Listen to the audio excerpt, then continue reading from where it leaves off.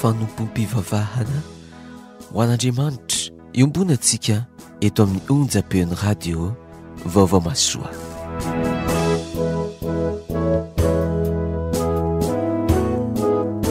Fanompom-pivavahana anio tarian'ireo havantsika katolika.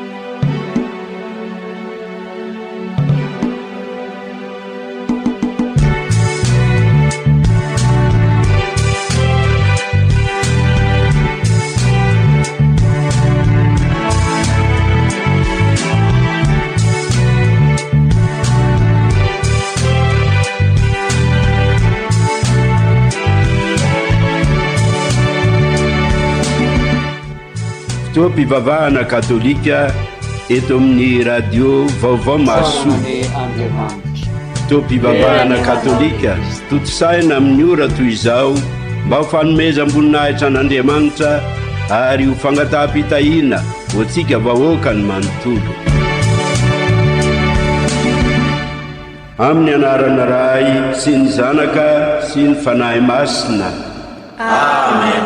Dia ampitomboina amintsika mianakavy anie ny fahasoavan'i Jesosy Kristy Tompo sy ny fitiavan'Andriamanitra Ray ary ny fiombonana amin'ny Fanahy Masina.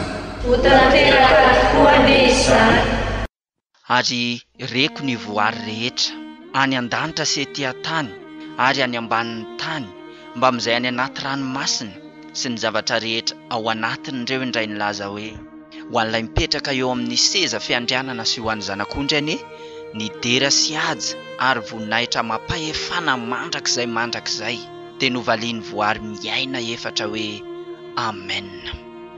Amin'ny fifaliana indray ry havana no iarabanantsika rehetra mahatratra izao alarobia maraina izao izay fotoana efa ifanomezantsika mitombo iarahantsika manolotra fanatim-pisaorana sy fanatim-piderana ho azy dia ny tenantsika sy ny fiainantsika manontolo izany ao anatin'izao fandaharana fanompom-pivavahana ao an'Andriamanitra izao. Ampitiavana sy ampanajana ary no anasanantsika rehetra iombina ao anatin'izany. Amin'ny herinandro ity ny loha hevitry ny fiangonantsika izay nanomboka tamin'ny alahady teo dia manao hoe soavy ireo tsy tiantsika. Zavatra tsy dia mora loatra ry havana izany raha amin'ny maha-olombelona tsotra antsika kanefa isika rehefa nandray an'i Jesosy Kristy Tompo sy mpamonjy antsika dia samy ametrahan'ilay fanontaniana izay napetrany tamin'ny masin-dapiera ao amin'ny Joany 2:25 hoe ry Simona zanaky Joany mo tia mihoatra noho ireto ve ianao? Fitiavana mihoatra izay nitakiany Jesosy Kristy amintsika vao afaka hanisy soa izay manisy ratsy antsika isika. Ary aoka ho fantatritsika ry havana fa ny any lalam-panorenan'ny fanjakan'Andriamanitra dia ny fitiavana ary izany mahatonga ny any an-danitra tsisy fifandirana, tsisy fifankahalana, tsisy fifanaratsiana, tsisy lolopo satria manjaka loatra io fitiavana mihoatra afaka mity ny hafa, afaka mity ny fahavalo io.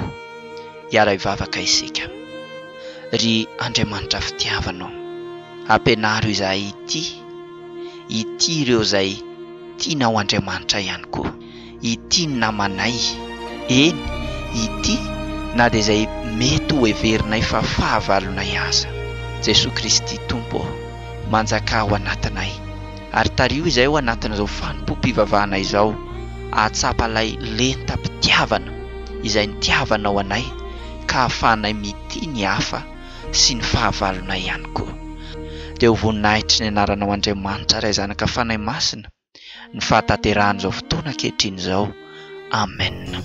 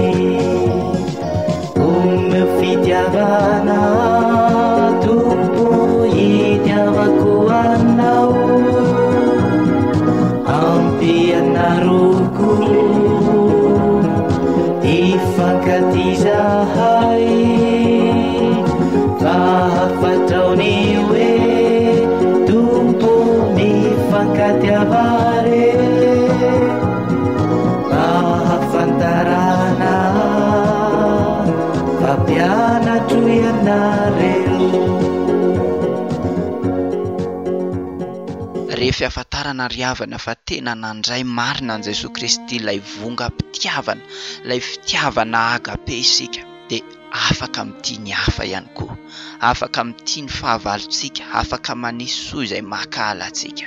Da isika samy hiaika ao anatrehan'ny Tompo, samy hidaraboka sy akohaka fa tsy tanteraka amin'izany isika indraindray. Impiry ny tsy mbola manjaka ao anatintsika ny fitiavan-tena, eny fa indraindray aza mamy ohatra loatra, fa ireo izay manisy soa antsika dia akalaitsika ary asiantsika ratsy. Riavana tena fambanitsaina izany ary toe-pon'ny olona marary pitiavana izany ka tsy afaka handeha mihoatra izay hitondran'i Jesosy Kristy azy, afaka ity ny fahavalony. Rehefa miaika ao anatrehan'Andriamanitra isika, hanadaraboka ny fitiavan-tenantsika sy ny maha isika antsika, dia manangana antsika izy ary mamela ny helokontsika ka manadio antsika ho afaka amin'ny fahotantsika, dia mametraka ilay fitiavana izay nitiavany antsika ao anatintsika ao.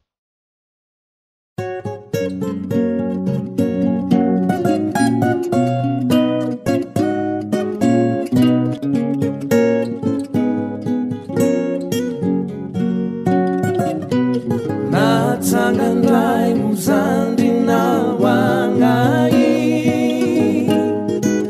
bayumbuka faleana aminabu angayero tsangi tenura binifi voarana sahazani mazanaka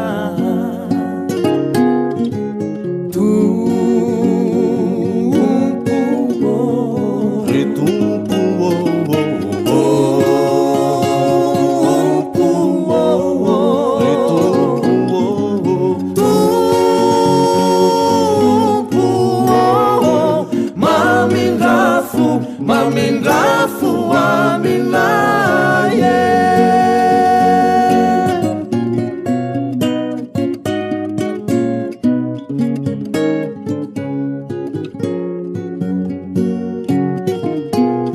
Efira ilala ngami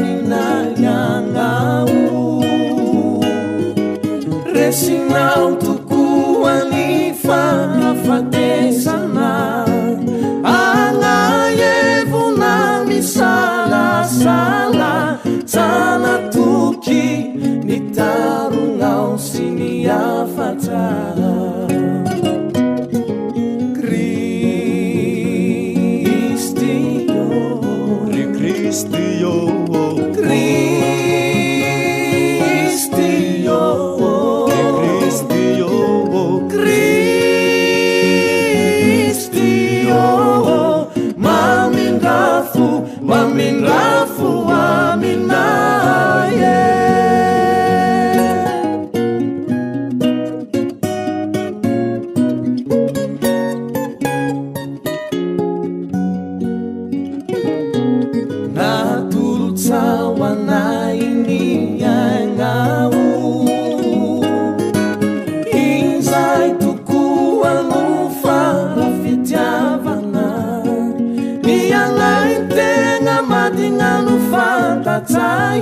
Tateya maru, tateya dana niafa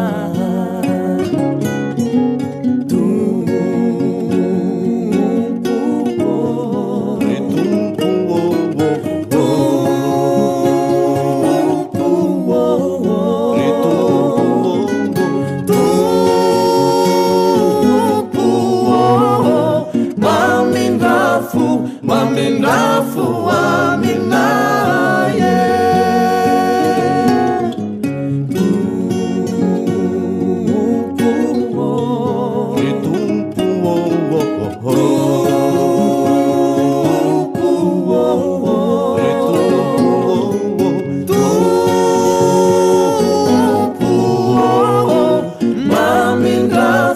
Maminafu aminaye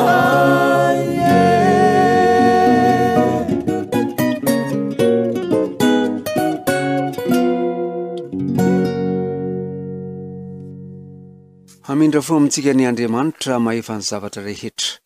Amelany fotantsika ny izy ka hitondrantsika hatrany amin'ny fiainana mandrakizay. Amen.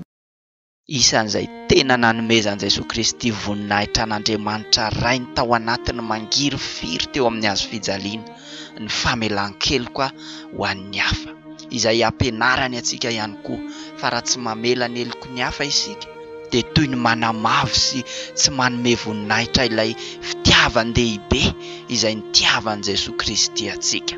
Ndao isika ry havana nanome voninahitra an'Andriamanitra mandrakariva fa rehefa mahay manome voninahitra azy isika dia tafiny sy rakofany ny voninahiny ihany koa ny fiainantsika ka ho lavitry ny fahafahambaraka isika na dia manisy ratsy atsika faratapiny aza ny fahavalontsika sy izay tsy diantsika.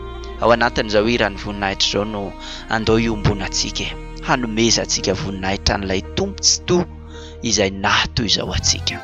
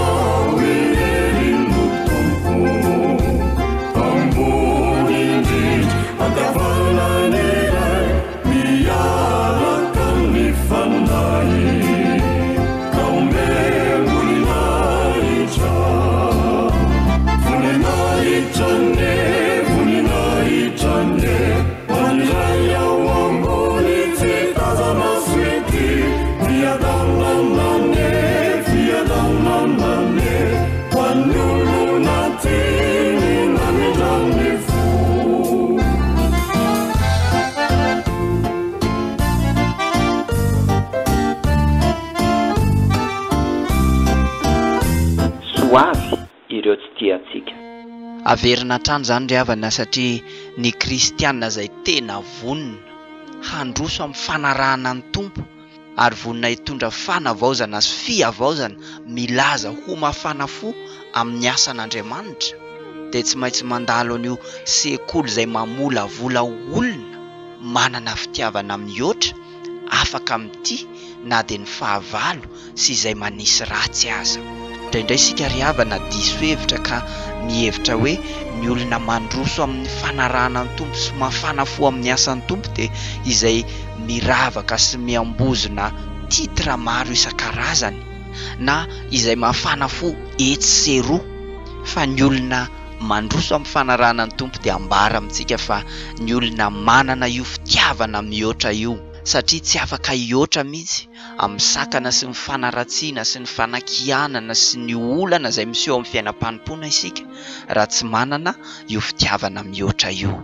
Ny hany fitaovana izay ampiasain'Andriamanitra ao amin'io sekolony fitiavana mamolavola antsika io ary dia tsy misy afa-tsy ny tenin'Andriamanitra ihany.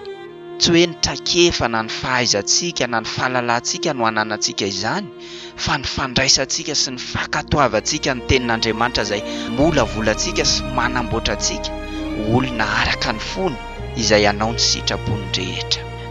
Raisitsika ary ny tenin'Andriamanitra vaky teny voalohany izay nalaina tao amin'ny taratasiny Masinda Jakoba toko 4 dia ny 7:12 ka hatramin'ny 7:10.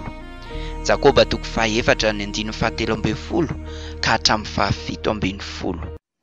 Ry kristianina havana, ny aminareo izay manao hoe akany ananona izahay anio na rapitso dia hitoetrany herintaona ka hivarotra sy ahazo tombom-barotra kanefa tsy mahalala izay ho ampitso akory ianareo.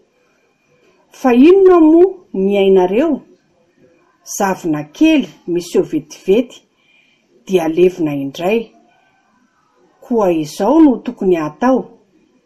Raha sitrapon'Andriamanitra ka velona ny aina dia anao izao na izany izahay. Fa izao dia mirehare amin'ny fahasahianareo ianareo ka ratsy ny fireharehana rehetra toy izany. Ary izay efa mahalala no mety atao nefa tsy manao dia meloka. Izany ary ny tenin'ny tompo. Sarana ny Andriamanitra. Rehetsika tao anatin'izay vaky teny voalohany izay ry havana ny fananaran'Andriamanitra, fampitandreman'Andriamanitra antsika izay miseho be kajikajy loatra eo amin'ny fiainana, miseho be faniriana sy be fitetika nefa araka ny sitrapontsika sy araka izay saim-patantsika fotsiny.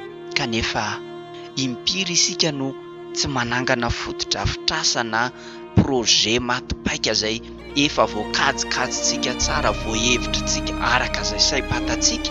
Kanefa hoy ny ohabolana toko 4:12 hoe misy lalana miseho mahitsy amin'ny olona, kanjo lalana makany amin'ny fahafatesana no hiafarany. Ry havana, manambara firehareana ny anatin'ny fontsika ny tsy fankatoavantsika n'Andriamanitra sy ny tsy fiakinantsika amin'Andriamanitra amin'ny zavatra rehetra, amin'ny atsipirian-javatra rehetra izay ataontsika eo amin'ny fiainantsika. Ka rehefa mirehare toy izany isika dia ny fireharean'ny fon'ny olona mialo ho an'ny fahasimbana. Fa rehefa miakina tanteraka amin'Andriamanitra isika dia misy lalana tsy takatry ny saina izay hitondrany antsika ho fiadanana. Ary na dia any amin'ny salamo any aza ikora dia miantso ny olona rehetra hoe mandrenesa ry olona rehetra na iza fa lozany eny mitoky amin'ny areny, lozany mitoky amin'ny zavapoana. Ndao raha antsika manandratra izany salamo nataon'ny kora izany dia ny salamo 7:20 sady anohizantsika ilay vaky teny voalohany izay vao norenesintsika teo.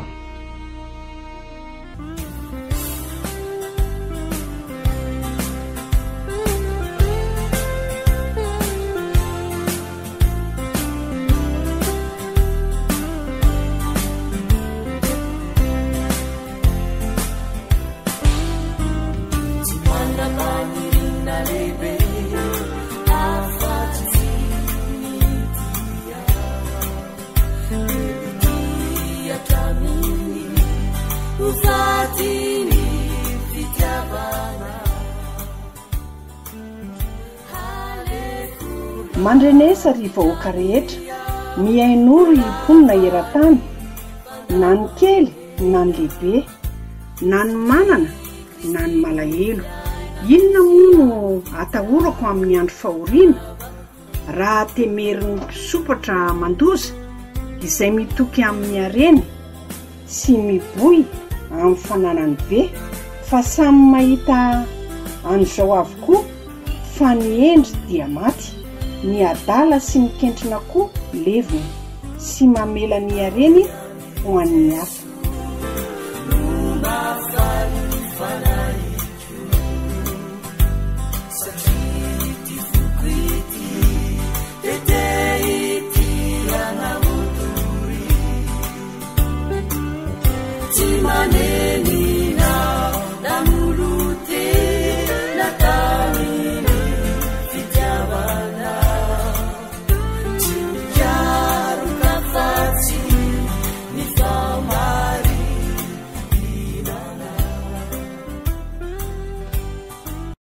Rô vao tsy mandeha mihoatra isika ry havana, ka izay tiatsika ihany no tiatsika, izay manisy soa atsika ihany no asiantsika soa, dia tsy maintsy hivarina any amin'ny kilasin'ny fireharehana sy ny fiheveran-tena ho zavatra isika.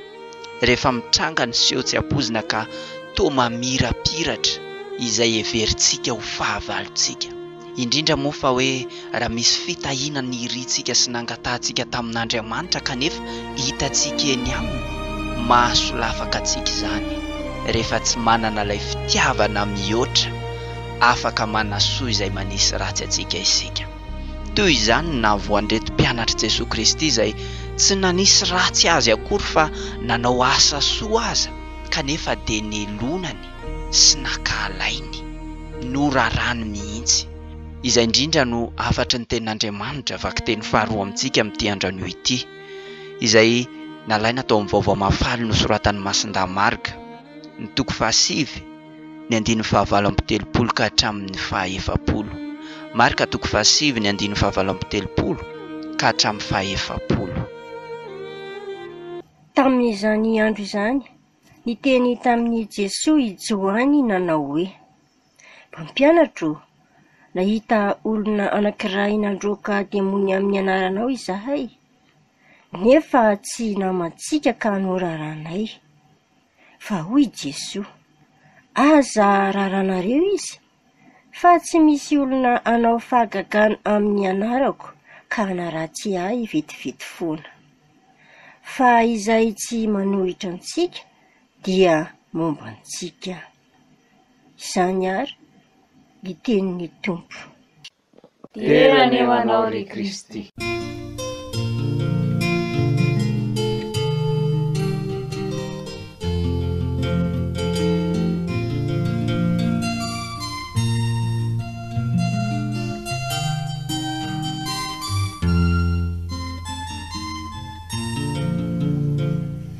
Hivavaka isika. Andriamanitra ranay io, velony ianao ka miteny, nomenao anay izao fotoana izao, izay entinao ampahirezana anay, ampiorenana ny finoanay. Raha mamakivaky fotoan-tsarotra ny andronay ankehitriny, dia ny teninao no mihazona anay amin'ny finoana mahatoky hatrany hatrany, amin'ny zavatra rehetra miseho. Ampiteneno amin'ny alalan'ny fanahinao masina ny mpanomponao, izay fitaovana fotsiny ihany izara, ary ny fanahin'ny masinao anokatra ny fonay, ny sainay, ny fanahinay, ka tsy andalo foana ny teninao, fa teny ahatonga fiainana sy fahasitranana ho anay tsirairay avy. Mitenena ry Andriamanitro araka ny fombanao fa mihaino izahay mpanomponao, amin'ny alalan'i Jesosy Tomponay. Amen.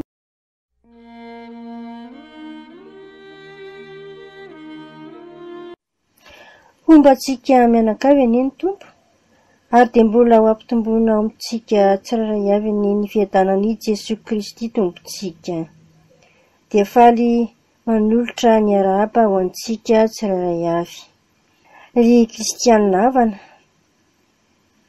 raha jerentsika ity andinitsoratra masina andalan'ny roa izay voavovakiana tamintsika teo ity dia misy foto-kevitra roa no hitao.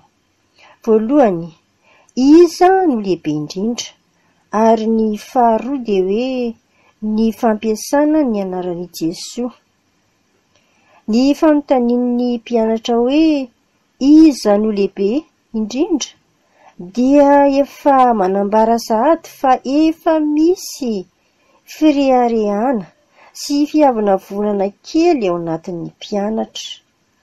Tamin'izany raha teo tsy mbola nisy afaka nandroaka demony afa-tsy Jesoa sy ny mpianany ihany, ary fa efa ny Jesoa Kristy manokana no nandroaka demony tamin'izany. Anka mazava ho azy ny mpianatra raha ho gaga mahita olona hafa ivelan'ny ekipany manao izany. Ka nahavelo-panontaniana azy ireo hoe iza no lehibe indrindra, iza no mahazo toerana voalohany. Ny evanjely sy ny testamenta taloha dia mitondra amintsika ny valiny, ny lehibe indrindra, ny mpanompo sy ny andevo, izay manaiky izara ny fahalemeny sy ny fijaliana ary ny fahafatesany aza. Mba toy izany ve izao sy ianao? Ny tsirairay no mamaly an'Andriamanitra, satria ny tompo makasitraka ny mpanompony amin'ny fijaliana, manolotra solom-panonerana ka ho lava andro iainana. Raha ny amin'ny fampiasana ny anaran'i Jesoa androaka demony indray dia hita fa tena mihidy na azo lazaina hoe tery saina loatra i Johany apôstôly sy ireo namany. Satria nahoana? Satria heveriny fa izy ireo no tena mpianatry Jesoa sy tena manana azo mpampianatra sy filoha, ka izy ireo ihany no mananjo hafa mampiasa ny anaran'i Jesoa amin'izany fandroana demony izany. Ary dia tena sakanan'izy ireo sy ny orarano mafy ny hafa rehetra raha tsy hampiasa ny anaran'i Jesoa. Dia bodoha no fananan'izy ireo mihitsy ilay anaran'i Jesoa. Hitantsika ny amin'ny 7:30 tapany mivaky toy izao amin'ny anaran'i Jesoa, tsy namantsika ireo. Azo jerena amin'ny lafiny ihany hoe sarotiny izy ireo amin'ny asa masina sy amin'ny mahazava-dehibe azy, kanefa miharihary amin'ny toe-pon'izy ireo alohan'ity textantsika ity fa fialonana sy avinavi-panahy ary fiheveran-tena ho zavatra no nandrarany azy. Mihevitra izy ireo fa hoe azy irery ihany, na natao azy irery ihany Jesoa Kristy sy ny fahefany ary ny fahasoavany, kanefa araka ny drafitr'Andriamanitra dia tsy natao an'olo tokana na vondron'olona vitsy na ho an'ny fiangonana tsirairay ihany, fa ho an'izao tontolo izao, araka ny hitantsika eo amin'ny Johany 4:1-20. Mivaky toy izao amin'ny anaran'i Jesoa manao hoe fa fatratra tokoa ny fitiavan'Andriamanitra izao tontolo izao, ka nomeny ny zanany tokana mba tsy ho very izay rehetra mino azy, fa hanana ny fiainana mandrakizay. Izany hoe indraindray isika dia mihevitra ny tenantsika ho zavatra ary mihevitra fa raha vao tsy miaraka amintsika na tsy mitovy hevitra amintsika dia halantsika na aratsitsika na koa mety ho tonga amin'ny fanambanitsika. Nefa mba mety misy olon-kafa ihany mba mampiasa ny anaran'i Jesoa androaka demony ary mahazo voka-tsoa fahombiazana izy amin'izany. Misy zava-mahagaga tanteraka tokoa tamina ampiasaina izy ireo ny anaran'i Jesoa. Ohatra, ny farizianina tonga kristianina izay tena niombon-kevitra tanteraka tamin'ny apôstôly tamin'ny lafin'ny zavatra rehetra. Jereo hariva keo anie ny asan'ny apôstôly toko 12 iray manontolo ao no ahitantsika izany fa ombiazana sy voka-tsoa azon'ireo farizianina izany. io koa ny farizianina na de kristianina aza de manery ny jentlisy ny foranana zay vao atao batemy na batisa de hoy Jesosy hoe avelao izy anao aza sakana aza rarana ny fandroana demony amin'ny anarako. Mety tsy hoe fandroana demony ihany fa mety koa ho vavaka fanasitranana na fitorinan'ny evanjely ho fitaomana ny olona ho kristianina na de tsy mankasitraka tanteraka ny foto-kevitra rehetra nampianarin'i Jesosy aza ry zareo de tsy maninona fa afaka mampiasa ny anaran'i Jesosy ihany ho amin'izany rehetra izany. Kanefa kosa averiko ny kanefa kosa raha sendra misy manao kitoto fa tsy ampinoana de vonona sy loza ho azy ireo izany. Hitantsika izany ao amin'ny asan'ny apôstôly 7:10 ny 1:20 ka hatramin'ny 9:10 fa osongaiko manokana ny 5:10 sy ny 9:10 mivaky toy izao amin'ny anaran'i Jesosy manao hoe ary izao no navaly ny fanahy ratsy azy ireo. Fantatro i Jesosy ary fantatro koa i Paoly fa iza kosa ianareo dia niantoraka tamin'izy ireo ny lehilahy anankiray azo ny demony masika ka nisambotra roa lahy sy namely azy mafy vaky nandositra ny ala tamin'izany trano izany tery izy ireo sady nitanjaka vola ratsa. Hitantsika amin'izany fa tsy azo ataotao foana ny mampiasa ny anaran'i Jesosy raha tsy manampinoana isika fa manjary lasa tonga vona sy loza ho an'izay manao izany.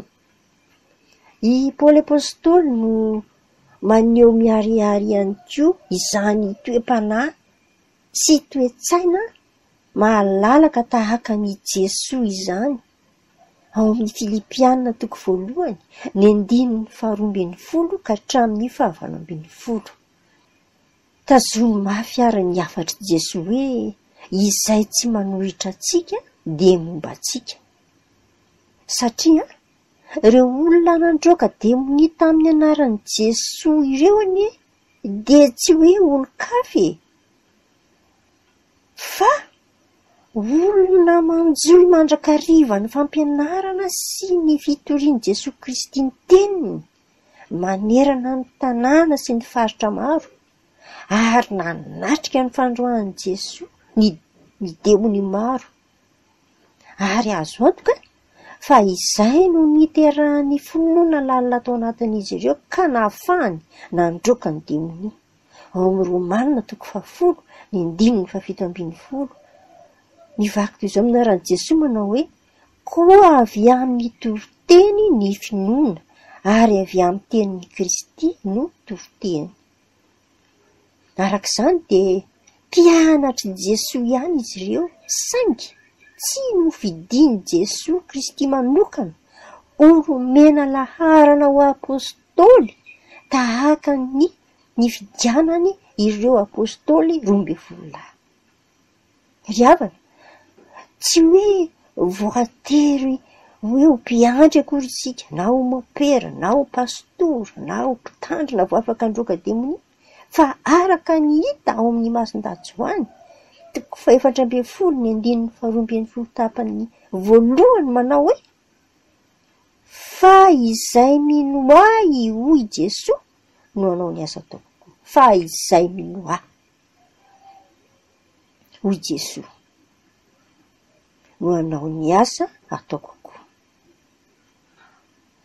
Nahariharin'i Jesosy fa tsy ny maha-apôstôly akory no zava-dehibe ka ahafahantsika mandroaka ny herin'ny maizina fa ny finoanan'i Jesosy Kristy sy ny fahefany. Ny finoanan'i Jesosy Kristy sy ny fahefany. Noho izany tsy dia ny fiangonantsika na ny fikambanam-beantsika akory no ambony fa i Jesosy Kristy ilay ivony sy tompony fahefana. Ary raha vo tsy Jesosy Kristy no ataontsika ambony indrindra dia tsy maintsy ho tafalatsaka amin'ny avinavim-po sy fialonana ary fanaratsiana ny hafa-tsika ry havana. Kanefa hoy Jesosy hoe izahay tsy manohitra antsika dia momba antsika. Na iza no merano eran'ny kapoaka anareo amin'ny anarako satria any Kristy ianareo dia lazaiko marina aminareo fa tsy ho velo valosoa izy. Marka 5:7. Ary hoy koa Davida amin'ny Salamo 5:5 manao hoe na ny honao ny hatsaraponao ny mpanomponao araka ny teninao Tompo. Ary dia izay fahatokiana an'Andriamanitra sy ny fanekena ny fahefan'i Jesosy Kristy izay ry havana no tena fototra eo amin'ny asan'Andriamanitra. Tsy dia miendrika ivelany loatra fa ny fankatoavana an'Andriamanitra sy ny fiainona ny teniny.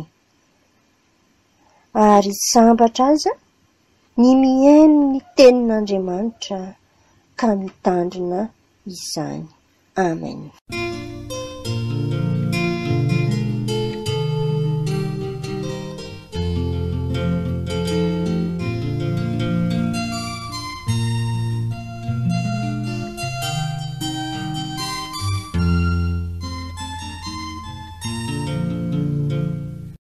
Miara-misaotra an'Andriamanitra fitiavana isika ry havana, izay te hitondra antsika, mamola volantsika, mampianatra antsika hanana fitiavana afaka ity ny hafa, afaka ity ireo tsy mitovy firea-kevitra amintsika, afaka ity ireo izay tsy mitovy faharesen-dahatra amintsika, ary afaka ity eny fa na dia ireo manohitra sy makahala antsika aza.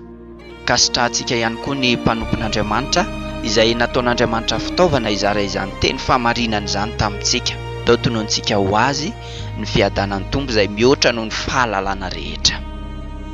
Manitsy ny fomba fijerintsika mandrakariva ny hafa tokoa Andriamanitra. Mampianatra antsika izy hanana ny masom-pitiavan'i Jesosy Kristy manoloana ny fahasamihafana araka ny hafatry ny mpanompon'Andriamanitra teo. Mandrakariva rehefa avy mandreny tenin'Andriamanitra isika dia misaintosainto am-panahy, miteny hoe tena marina tokoa izany, miatokatoka mihitsy ny lohantsika. Kanefa tsy vitany miatokatoka ny fiainana raha tena te handroso amin'ny finoana isika, fa mila makatoa, mila manaiky ary mila tonga finoana ao anatintsika ny tenin'Andriamanitra. Manaiky ny fotsika haniriany tenin'Andriamanitra, ahatonga antsika hamovo mendrika ary ny vo tena takiana amintsika aoriana ny famafazana ny tenin'Andriamanitra dia ny finoana. Zava-poana ihany ary mety mijanona ho faniriana sy etaeta fotsiny ihany ny etaetantsika raha ohatra ka tsy manana finoana sy tsy mitoetra amin'ny finoana isika. Dao ry havantsika handeha mihoatra handroso amin'ny fanarahana ny tompontsika sady anana fitiavana mihoatra, afaka mitia ny hafa, afaka mitia ny fahavalo, afaka manasoa izay manisy ratsy, sady koa anana finoana mihoatra izay afaka mihoatra ny tendrombohitry ny olana izay mifanehatra amin'ny fiainantsika. Ao anatin'izao fekem-pinoana izao no iarahantsika manatanteraka izany. Zaho mihinan'Andriamanitra tokana ray mahefa ny zavatra rehetra nanao ny lanitra sy ny tany ary ny zavatra rehetra na ny hita maso na ny tsy hita. Izaho mihinan' Jesosy Kristy Tompo tokana, zanak'iray tokan'Andriamanitra, teraky ny ray talohan'ny taona rehetra. Andriamanitra avy amin'Andriamanitra, fahazavana avy amin'ny fahazavana, Andriamanitra marina avy amin'Andriamanitra marina. Nateraka izy fa tsy natao, iray fomba amin'ny iray, ary izy nahariana ny zavatra rehetra. Isika olombelona sy ny famonjenantsika no nidinany avy any an-danitra, ary nakanoto tamin'ny Maria Virjiny izy no nieriny ny fanahy masina ka tonga olombelona. Nofatsehana tamin'ny hazo fijalenao antsika indray koa tamin'ny andron'ny Pôntsy Pilaty, nijaly ary nalevina, nitsankako velona tamin'ny andro fahatelo araka ny voalaza ny soratra masina. Niakatra an-danitra dia nipetraka eo ankavanan'ny ray, mbola ho avy amboninahitra indray hitsara ny velona sy ny maty. ary tsy hanapataperana ny fanjakana. Izaho mino ny fanahy masina, tompo loharanonaina, avy amin'ny ray sy ny zanaka, traona sy omemboninahitra, miaraka amin'ny ray sy ny zanaka, ary miteny tamin'ny vava-mpaminany. Izaho mino ny eglizy iray masina, katolika, apostolika. Izaho mankatony batemy tokana ho fanalana ny fahotana, ary izaho miandro ny itsanganan'ny maty sy ny fiainako avy. Amen. Ny olona manana fitiavana amin'ny oatra ka afaka hanisy soa izay manisy ratsy azy, dia ny olona afaka mivavaka ho an'ny manodidina azy, olona afaka mivavaka ho an'ny fiangonany, olona afaka mivavaka ho an'izay mitsangana ho fahavalony. Rehefa nanantsika izay toe-po izay dia faly amintsika ny tompo, ary mangetaeta te handreny resakitsika sy ny tafatafatsika amin'izy, ary heverina fa ny letam-bavaka na ny voam-bavaka ambony indrindra dia isika mitondra mbavaka ny fahavalontsika, isika mitondra mbavaka izay makahalantsika, satria anaporofonsika ho anatrehan'Andriamanitra izany fa milamina ara-toe-po isika, mazava eo anatrehany isika. Dia ny fivavaka ny marina hoy ny tenin'Andriamanitra mahery indrindra. Ny dikan'izany mahery indrindra izany ndry havana dia vavaka afaka mamakivaky ny lanitra eo no eo. Ao anatin'izao vavaka samihafa izao ary no anatanterantsika izany amin'ny fo manetry tena sy amin'ny fitiavana tokoa.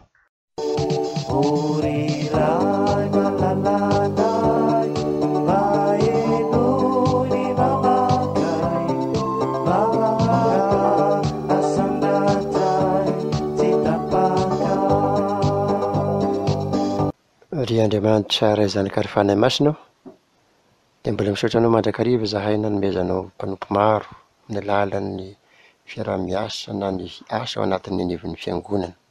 Tompo malalo fiangonana izay naorinao reny mba hanitaranao ny ambanin'inday ny fanjakanao, ka dia mba sy hisy ny hisy valana amin'izay fanatanterana ny sitraponao sy reray avy, indrindra ny fiangonana anatin'ny nivon'ny FFKM.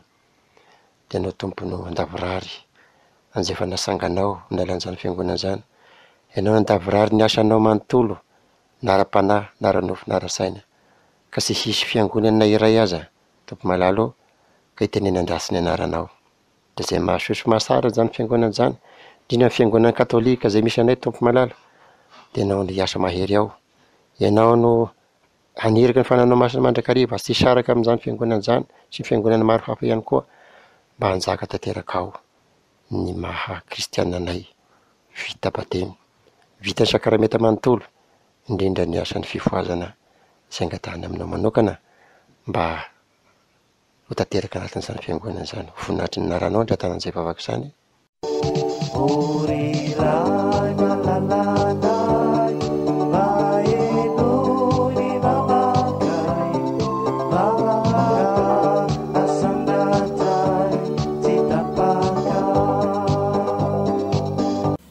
Ry Tompo Andriamanitra rainay izay mahita ny atao rehetra ary mahita izao rehetra izao, mivavaka aminao izay Tompo Jesosy ny amin'ny firenena eto Madagasikara.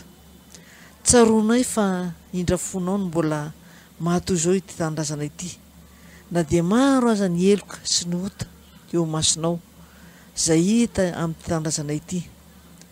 Karazam-paharatsiana Tompo mifona aminao zahay ary mamela ny fahotanay Andriamanitra.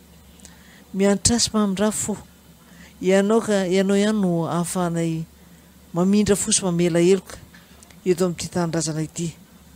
Mangataka Tompo mba ho diovinao sy havaozinao ny toe-tsaina, ny toe-po ary fenoin'ny fanamasinao ny vahoakanao rehetra, mba ho tena mahatahotra anao dia homba marina aminay ilay teny manao hoe Kristy a Madagasikara ary Madagasikara ho an'i Kristy. Dia mangataka sy miandrandra Jesosy ny fijerenao manokana ity tanindrazana malalana ity. Tompo, misaotra anao izay satria tsaroanay fa Andriamanitra tena tiany ity tanindrazana ity ianao.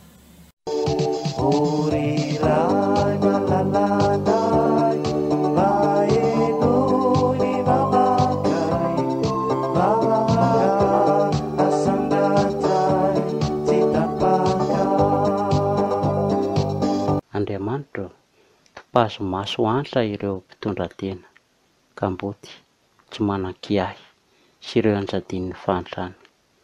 Mangataka ny fiahiana ho azy ireo izahay, vangeo ny fony ka tareo hitodika aminao. Ahafantatra fa Andriamanitra tsara fo sy miantra ianao. Andriamanitra azo itokiana tanteraka, dia mba hibanjina anao izy ireo Andriamanitra, omeo mitandrefy azy izy ireo. Mitondra mbavaka ireo vofonja koa izahay, tantano halalanao izy ireo. Omeo saina mandinika sy feno fanenenana, ka ho tonga olom-baovao rehefa tafaverina eo amin'ny fiarahamonina. Mangataka ny fiahianao ireo marary koa izahay Andriamanitra, na ny any an-tokantrano na ny any amin'ny hopitaly, mba omeo fahasitranana izy ireo ary mba hibanjina anao mandrakariva.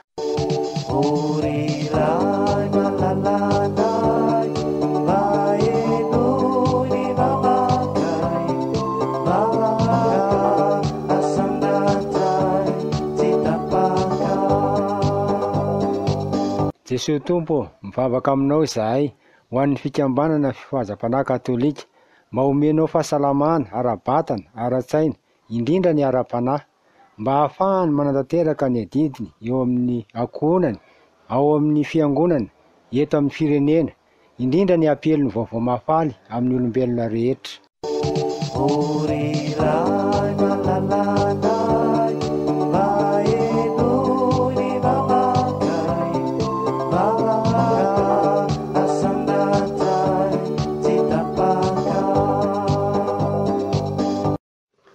Lehibe tokoa ny fitiavanao Andriamanitra, ka manome ny fitaovana ianao dia tahaka izao radio vaovao maso izao izay fampirezam-peo miasa, manatanteraka ny fitoriana ny vaovao mahafalinao, dia isaorana ianao zany Andriamanitra. Mangataka ny saina matsilo, hentitra, vonoka hanatanteraka atsaka sy andavana izay zavatra rehetra mifanaraka amin'ny sitraponao, eo ny asa rehetra izay tanterahan'ireo mpanatanteraka ao amin'ny radio vaovao maso. Mangataka aminao koa izay ny anitarana hatrany, mba haendrenesany olona rehetra hatrany ambany ravinkazo rehetra any eto amin'ity firenena ity, ny teniny izay toriana aminy dia ny vaovao mafaly izay ampitaina izany, izay nandraisan'ny radio vaovao maso andraikitra manokana, dia isaorana ianao Andriamanitra ny zavatra rehetra.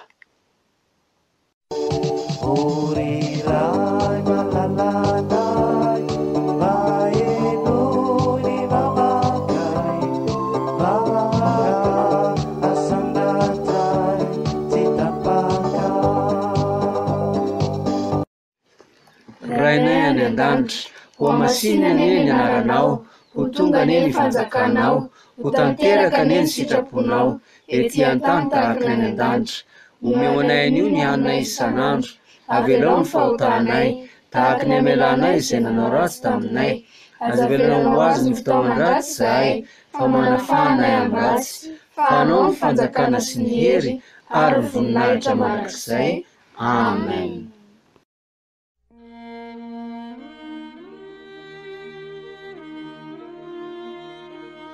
Ilay fitiavana mihoatra no fototra na lakile ahafahantsika manisy soa ny fahavalontsika sy izay manisy ratsy atsika. Raha ny hevitra teolojika matsy dia misy karazany telo fitiavana io e. Dia ilay fitiavana raha misy patsa na ilay havana raha misy patsa hoy ny fitenenana malagasy. Izay ny fitiavana ray, ary ny fitiavana ray dia ilay fity mifamaly mahatsara fihavanana. Ary izany koa no ambaran'ny oam-pitenenantsika malagasy. Fa ilay fitiavana mihoatra, ilay fity agape izay nitiavan'i Jesosy Kristy antsika, dia tsy nahitany malagasy oam-pitenenana mihitsy na ahafahana ny teny aminy, satria tsy hananan'ny olona tsotra izany. Fa ny olona izay manana an' Jesosy Kristy ihany manana an'izany fitiavana mihoatra na fity agape izany.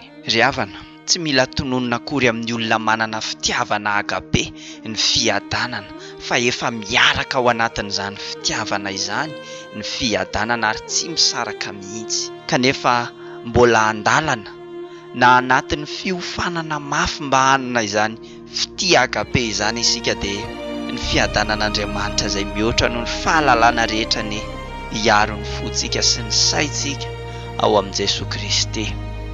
Ary fifaliana mandrakariva ho an'i Jesosy Kristy, na dia tsy nanana an'izany fitiavana mihoatra izany aza ny mpianany nanonona ny fiadanana ho azy ireo hoe ho aminareo anie ny fiadanana.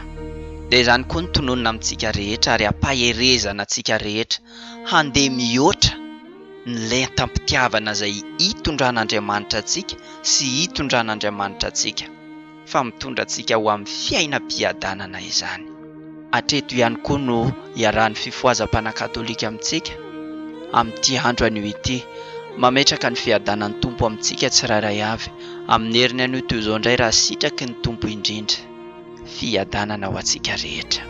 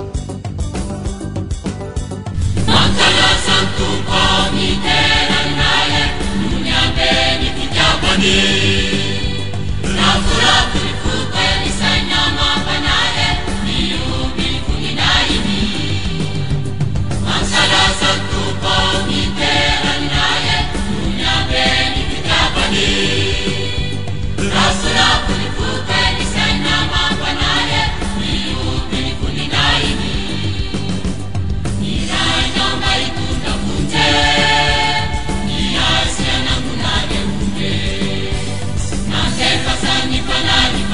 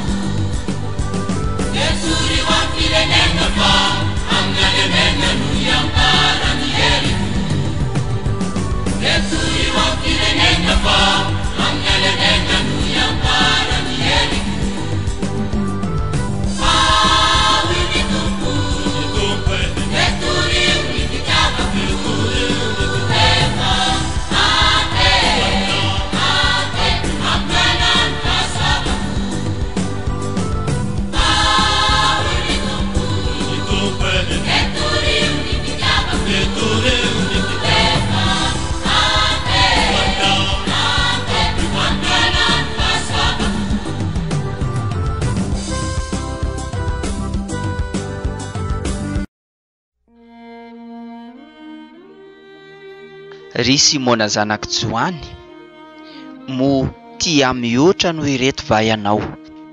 Hoy ny fanontaniana napetraka Jesosy Kristy tamin'ny masin-dapiera izay apetrany amintsika tsirairay avy ihany koa. Raha tsy manana izay fitiavana mihoatra izay mahatsitsika tsy afaka ity ny ondriny sy tsy afaka hamahana ny ondriny ary tsy afaka hiandry ny ondriny mihitsy. Te hamolavolatsika mandrakariva hanana izany fitiavana mihoatra izany Jesosy Kristy ilay kapitentsika sy ilay mpiandry antsika tsirairay avy.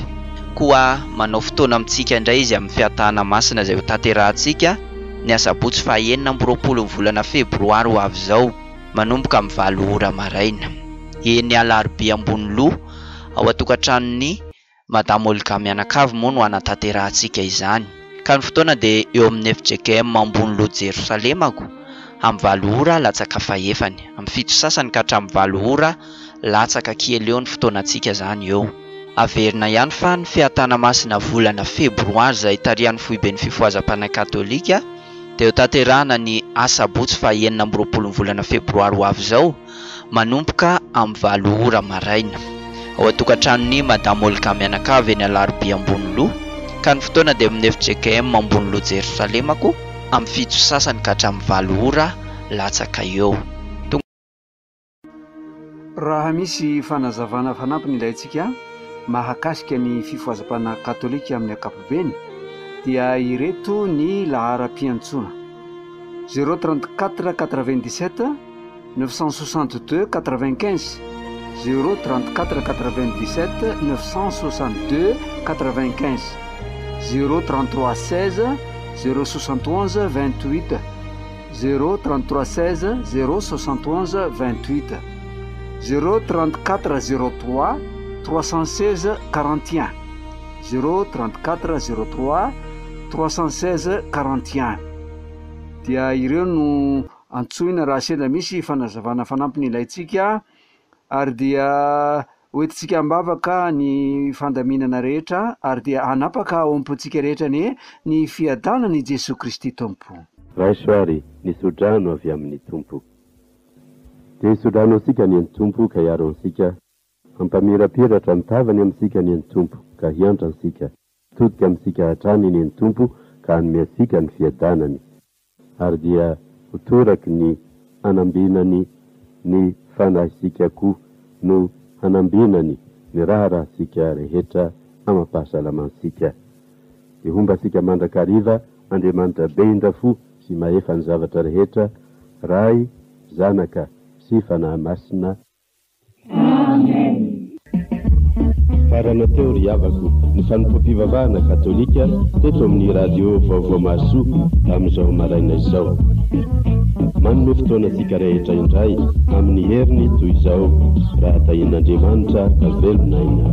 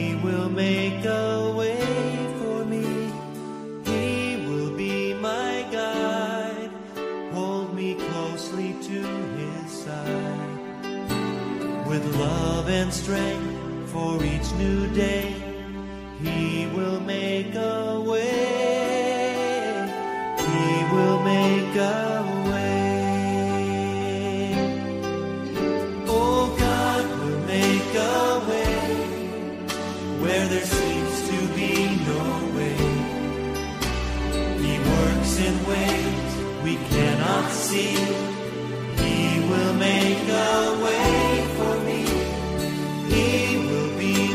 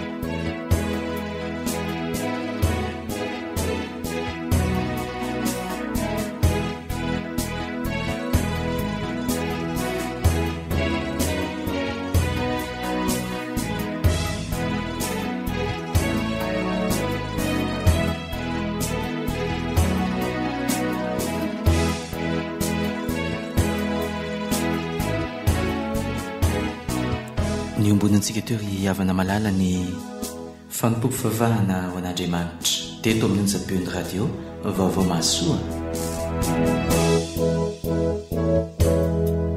isaorantsika nitahaka izany tamin'ity alarobia maraina ity ny fifohazam-panahy katolika.